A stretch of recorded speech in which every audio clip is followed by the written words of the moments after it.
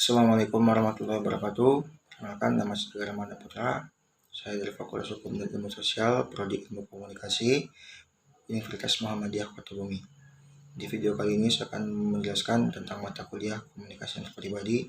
Sebentar saya munculkan dulu PPT-nya. Baik, komunikasi adalah suatu proses penyampaian pesan dari seseorang kepada orang lain melalui proses tertentu, sehingga tercapai apa yang dimaksudkan atau diinginkan oleh kedua belah pihak. Selanjutnya, komunikasi antar pribadi adalah proses pertukaran pesan antara komunikator dan komunikan untuk mengembangkan sistem ekspektasi bersama pola-pola keterkaitan secara emosional dan cara-cara penyesuaian sosial. Selanjutnya ada komunikasi kelompok, yaitu proses interaksi yang biasanya terjadi di dalam sejumlah kecil orang, di mana perilaku komunikasi dari setiap individu di dalam kelompok dapat bertatap muka secara langsung dari masing-masing individu yang terlibat.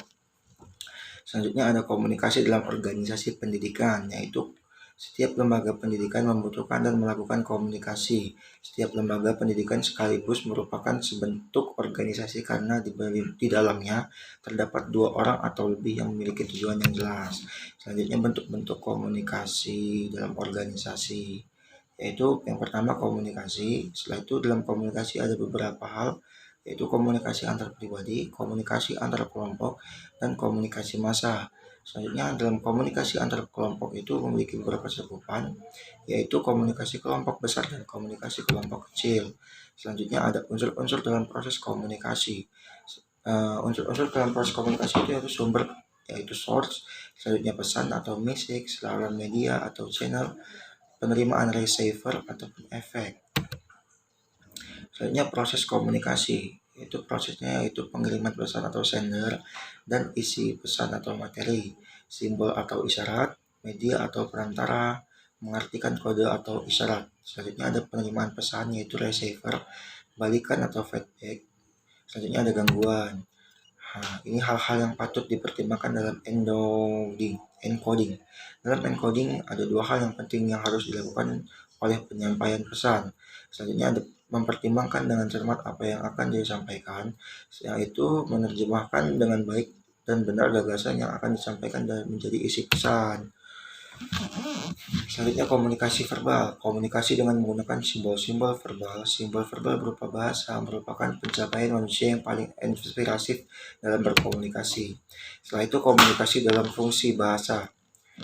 Bahasa dalam komunikasi verbal. Setiap tata bahasa meliputi tiga, yaitu unsur, fonologi, sintaksi, dan semantik. Menurut Larry L. Barker, dalam kurung Dedi Mulyana 2000, bahasa mempunyai tiga fungsi, yaitu penamaan atau naming atau labeling, yang kedua interaksi, yang ketiga transmisi informasi atau information transmission.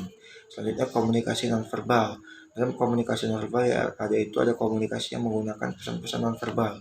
Istilah nonverbal biasanya digunakan untuk melukiskan semua peristiwa komunikasi di luar kata-kata terucap dan tertulis. Selanjutnya klarifikasi pesan nonverbal. Pesan kinestik, pesan gestural, pesan proxemic, pesan artifaktual, pesan pralinguistik. Selanjutnya ada pesan fungsi pesan nonverbal, yaitu yang pertama fungsi repetisi, fungsi substansi, fungsi kontradiksi, fungsi komplement, dan yang terakhir fungsi aksentuasi. Ya, selanjutnya ada 5 tahap dalam berkomunikasi. Tahap pertama yaitu tahap yang paling dangkal adalah basa-basi. Yang kedua tahap adalah membicarakan orang lain. Yang ketiga adalah menyatakan gagasan atau pendapat. Yang keempat tahap mengemukakan isi hati atau perasaan. Dan yang terakhir atau kelima adalah hubungan puncak.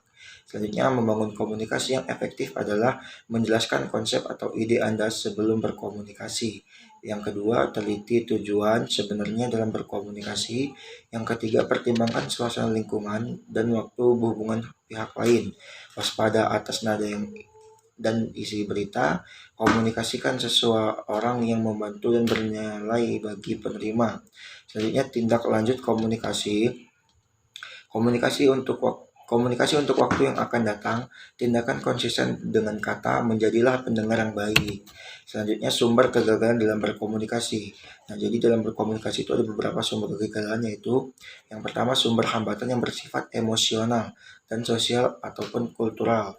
Yang kedua, sering mendengarkan dengan maksud sadar maupun tidak sadar untuk memberikan penilaian dan menghakimi isi pembicara.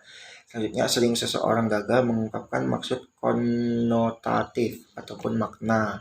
Selanjutnya, kesalahpahaman atau distorsi dalam komunikasi sering terjadi karena tidak saling mempercayai. Yang selanjutnya itu mengirim pesan secara efektif. Memiliki dua hal, yaitu kredibilitas atau pengiriman pesan. Yang kedua, keterampilan pengiriman pesan. Arah komunikasi, komunikasi satu arah ataupun komunikasi dua arah. Selanjutnya, unsur utama komunikasi antar pribadi yaitu berbagi maksud atau gagasan dan perasaan yang ada dalam diri pengirim pesan. Yang kedua, proses kodifikasi pesan oleh pengirim. Yang ketiga, proses pengiriman pesan kepada penerima. Yang keempat, adanya saluran atau channel atau media. Yang keempat, proses dekodifikasi pesan oleh penerima atau makna pesan. Selanjutnya ada tanggapan batin oleh penerima dan kemungkinan adanya hambatan atau noise. Yang selanjutnya yaitu pentingnya komunikasi antar pribadi. Jadi dalam komunikasi antar pribadi ini ada hal yang sangat penting, yaitu pertama membantu perkembangan intelektual dan sosial setiap manusia. Selanjutnya, identitaskan atau jati diri seorang anak terbentuk karena adanya komunikasi dengan orang lain. Selanjutnya, komunikasi realitas lingkungan sosial di sekelilingnya. Komunikasi mental sebagian besar adalah orang kualitas komunikasi atau hubungan dengan orang lain. Nah, selanjutnya ini kiat terampil berkomunikasi antar pribadi. Dalam mempelajari keterampilan berkomunikasi ini ada 4 tahap yang harus dilalui. Yang pertama, mencari kesempatan untuk mendapatkan pengalaman pribadi yang nyata dengan hal yang ingin dipelajari. Lakukan refleksi, observasi, atau pemeriksaan atas pengalaman pribadi yang diperoleh. Selanjutnya, dari hasil refleksi tersebut dapat dirumuskan prinsip-prinsip, mengumpulkan konsep-konsep. Yang terakhir, membuat kesimpulan-kesimpulan pribadi untuk dipraktiskan. Nah, selanjutnya ini yang terakhir, keterampilan mendengar, berisyarat, dan bernegosiasi. Jadi dalam berkomunikasi antar pribadi ini ada beberapa keterampilan mendengar, berisyarat, dan bernegosiasi dalam suatu lawan dalam berkomunikasi, yaitu komunikan dan komunikator. Yang pertama yaitu kemampuan mendengarkan dan memberikan isyarat. Pada prinsipnya adalah kemampuan memahami orang lain, dan kemampuan seperti ini membuat mereka memahami Anda ataupun diri Anda. Nah, selanjutnya itu kemampuan bernegosiasi. Nah, dalam kemampuan bernegosiasi ini dapat dihubungkan dengan masalah konflik, atau konflik dapat dipandang sebagai suatu kondisi di mana yang menjadi perhatian dari dua atau lebih individu maupun kelompok ternyata tidak ada kesesuaian. Nah, jadi dalam suatu bernegosiasi ini rawan terjadi konflik dalam suatu bernegosiasi. Nah, jadi semaksimal mungkin untuk bisa meringankan suatu negosiasi tersebut. Nah, oke, sekian dari saya. Jika ada salah kata atau kesalahan, saya mohon ampun kepada Allah, saya mohon ampun. Wabillahi taufiq wal hidayah. Wassalamualaikum warahmatullahi wabarakatuh.